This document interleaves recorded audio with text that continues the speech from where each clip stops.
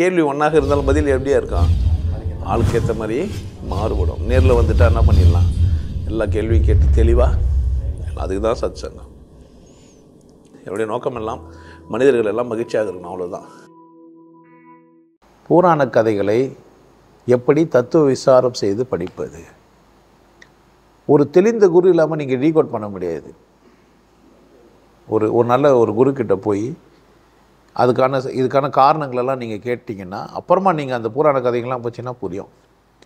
உதாரணத்துக்கு பூதம் வந்ததுன்றாங்கன்னு வச்சுங்களேன். நீங்கள் பூதம்னா என்ன பண்ணுவீங்கன்னா, சினிமாவெல்லாம் பார்த்துருப்பீங்களா? சினிமாவில் பூதங்கள்லாம் காமிச்சிருப்பாங்களா? இந்த புராண கதையை பச்சோடனே பூதம்னு உங்களுக்கு என்ன தான் ஞாபகம் வரும்? பூதம் தான் ஞாபகம் வரும். கட்டாயம் பூதங்கள்லாம் சிம்மி போட்டுனுக்குமா? கருப்பாக இருக்குமா? தலையில் 2 கொம்பு முளைச்சிருக்குமா? இப்போல்லாம் அந்த மாதிரி படங்கள்லாம் வரல. அப்போல்லாம் அது மாதிரி படங்கள்லாம் வந்தது. ஒரு 5000 வருஷமாக ஒரு பாட்டில் ஜாரில் போட்டுக்கிற சேர்ந்த ஒரு மனுஷன் எப்படி இருப்பான்? இங்கே மீசை மட்டும் நீட்டாக வச்சு, தாடி வச்சு, இது மட்டும் வச்சு, இங்கெல்லாம் முடியே வராத மாதிரிலாம் வச்சுருப்பான். அவர் வர லங்கோட்டா கட்டியிருப்பார். அப்போ நீங்கள் என்ன பண்ண முடியாதுன்னா புரிஞ்சிக்க முடியாது. அப்போ ஒரு குருக்கிட்ட போனால் பூதம்னா எப்படி சொல்லுவாருன்னு கேட்டால், அவர் சொல்லுவார், பூதம் அப்படின்னா பெருசு, அளவில்லாதது, அது ஒரு ஆள் கிடையாதுன்னு சொன்னார்னா அப்புறமா நீங்கள் என்ன பண்ணுங்க, அதுக்கு அர்த்தத்தை வேறு மாதிரி. இந்த ராமாயண காலத்தில், மகாபாரத காலத்தில் உள்ளே போனது வந்ததெல்லாம் கதையெல்லாம் சொல்லி வச்சுருப்பாங்க. அப்படியெல்லாம் அப்படியே அரக்கர்கள் இருந்தாங்க. உதாரணத்துக்கு இப்போ ஐயப்பன் பார்த்தீங்கன்னா, ஒரு இடத்துல ஒரு அரக்கி இருந்தா, எருமாட்டு தலை இருந்தது அதுக்கு. பார்த்தீங்களா, ஐயப்பன் போய் அந்த அரக்கியை சாவச்சிட்டாரு. கேள்விப்பட்டிருக்கீங்களா? ஒன்றும் கிடையாது. மாடுங்கள்லாம் நிறைய புல்லுங்களை மேய்ஞ்சிச்சு. காட்டு எருமைங்க இந்த காட்டு எருமைகளை ஒரு சாவச்சிட்டாரு. அதுக்கு எப்படி சொல்லுவாங்க?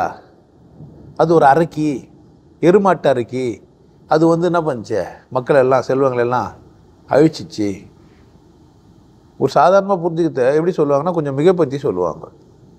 இப்போ நம்மளே பேசிக்கிறோன்னு வச்சுக்கோங்க, ஐயோ அவன் அரக்கன் எவ்வளோ அசிங்கமான கமாண்ட், என்னாலும் என்ன பண்ண மாட்டான், பேச்சை நிறுத்த மாட்டான், அவன்லாம் மனுஷன் இல்லை, சொல்லவும் செய்யலாம் தானே. நான் சொல்லுவேன், ஆனந்த வாழ்வில் தெய்வம் வேறு அரக்கர் வேறு கிடையாது, 2 தான், ஒன்று தான், புரியத்தை பொறுத்து தான்ட்டு.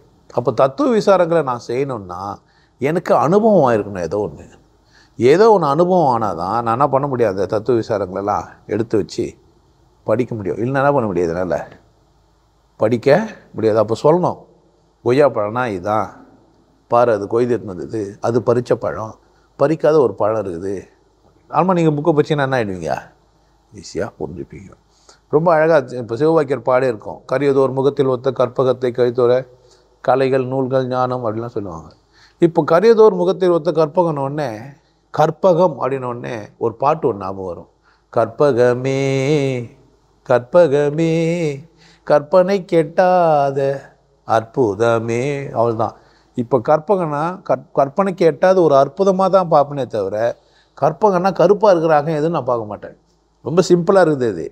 ஆனால் என்ன பண்ணிட்டேன், நான் காம்ப்ளிகேட் பண்ணிருவேன். எதனால்? அப்புறமா கற்பக வல்லி நின் பொற்பதங்கள் பிடித்தேன் நற்கதி அருள்வாயம்மா. ஆல்மா மயிலாப்பூரில் கற்பகவல்லீஸ்வரர் கோயிலுக்கு போயிருப்பேன். புரிஞ்சிச்சா? அந்த மனுஷன் அழகாக கரியதோர் முகத்தில் ஒத்த கற்பகம்னு சொன்னார். ஆனால் என்னென்னலாம் பண்ணியிருப்பேன் நான், எங்கேயோ போயிடுவேன். இப்போ தத்துவ விசாரம் என்ன, சாதாரணமாக ஒரு விஷயத்தை புரிஞ்சுன்னா ஈஸியாக புரிஞ்சுப்பேன். காம்ப்ளிகேட் பண்ணது யார்? ஒரு சாதாரண விஷயம். ஒரு ஆம்பளை பொம்பளை பேசுனாங்க, அவ்வளோதான். அவளுக்கு 2 புருஷன், இவனுக்கு 4 பொண்டாட்டி, இவங்க இப்படி பண்ணுறாங்க, இவங்க அவங்கள வச்சுக்கலாமா, இவங்க இப்படி வச்சுக்கலாமா, அவள் வயசு என்ன, இவன் வயசு என்ன, இது தகுமா, இது உறவாகுமா, இது அவங்க 2 பேரும் எதை பண்ணாமோ பண்ணிட்டு போயிட்டாங்க. இவங்க 2 பேரும் யாரோ ஒருத்தர் நம்மளே ஏதோ திட்டு போயிடுவான். எத்தனை வாட்டியே நீ போலீஸ் ஸ்டேஷனில் கம்ப்ளைண்ட் எழுதி கொடுக்குற, அங்கே போலீஸ்காரங்க வரவங்களாம் போகிறவங்களா, என்ன யா கேஸு, என்ன இந்த மாதிரி அவங்க எதிர்விட்டு பொம்பளை என் பொண்டாட்டி அசிங்கமாக திட்டா சார், நான் அப்படி சொல்லாத திட்டா, அவன் 2 வார்த்தை சொல்லி போடும், இது சொல்லிட்டா, எல்லாம் இருக்குது தானே சொன்னாங்க, எல்லாம் ஜெட்டிவில் இருக்குது தானே, அவளுக்கு இருக்குது தானே சொன்னாங்க, போய் ஆடிடுவான் ஒருத்தன். என்ன இருந்தாலும் இப்படி சொல்லக்கூடாது சார். அங்கே ஒரு 8 ஏன்னாக்கா அவர் காசு வாங்கியிருப்பார், கம்ப்ளைண்ட் பண்ணலாம், கொடுங்க, ஒரு சார்ஜ் ஷீட் போட்டு என்ன பண்ணலாம், கோர்ட்டுக்கு போய் வர சொன்னோம் ஜட்ஜ் ஐயா கிட்ட, ஐயா இது மாதிரி. புரியுதா என்ன சொல்கிறேன்ட்டு? ஒரு வாட்டி திட்டாங்க மாற்றிட்டா என்ன ஆகிடும், அங்கேயே போயிட்டுருக்கோம். இப்போ எது வரைக்கும் போகுது, ஏறிங்க வர கேட்பாங்க. வாய்தா வர வாங்கணும். கேஸ் முடியறதுக்குள்ளே சொன்னவங்க செத்துட்ருப்பாங்க, இல்லை கேட்டவங்க செத்துட்ருப்பாங்க. புரியுதா என்ன சொல்கிறேன்ட்ட?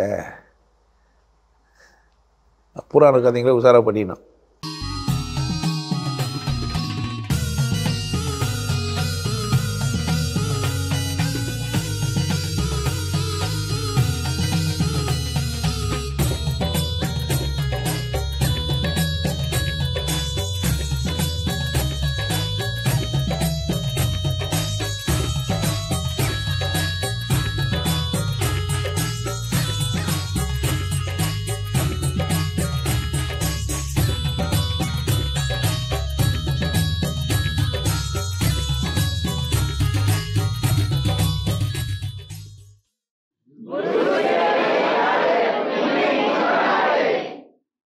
நல்லா இருங்க, சிறப்பாக இருங்க, கொண்டாட்டமாக இருங்க. உங்களை நீங்கள் மதிப்பு மிகுந்தவராக மாற்றுறது உங்கள் கையில் தான் இருக்குது. நல்லா இருங்க. நான் ஒரு வாய்ப்பு என்னை பயன்படுத்திக்கலாம்.